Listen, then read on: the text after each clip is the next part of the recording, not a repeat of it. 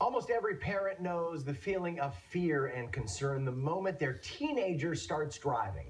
For state troopers, Memorial Day marks the start of what they call the 100 deadliest days for teenage drivers.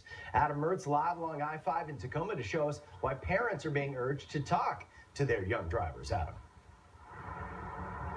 Well, Matt, this is the unofficial start to the summer. Kids are getting out of school, which means that they're going to be spending more time behind the wheel out on city streets as well as highways. And State Patrol says ultimately it's up to parents to remind them to be safe and take care of themselves every time they're driving.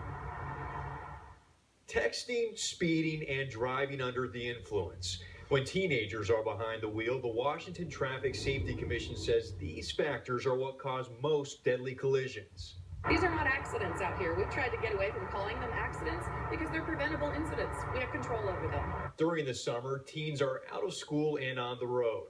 From Memorial Day to Labor Day, state troopers say those 100 days are the deadliest for teen drivers. That's why parents are urged to talk with their kids now before school is over.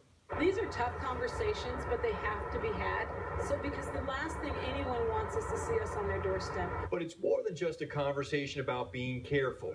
It's also about parents setting a good example when they are driving. Our children are learning as they're watching us. So when it comes time to actually get behind the wheel with them and teach them to drive, they've already picked up a lot from us. So I think if I could tell parents one thing, it's just be a good example. Now, earlier this afternoon, we spoke to one mom who lost her son in an accident nearly 6 years ago. She says for parents, it may seem like a common reminder to their kids to constantly tell them these things, but she says you need to do it every time they leave the house. We'll have her story coming up at 5. For now, back to you.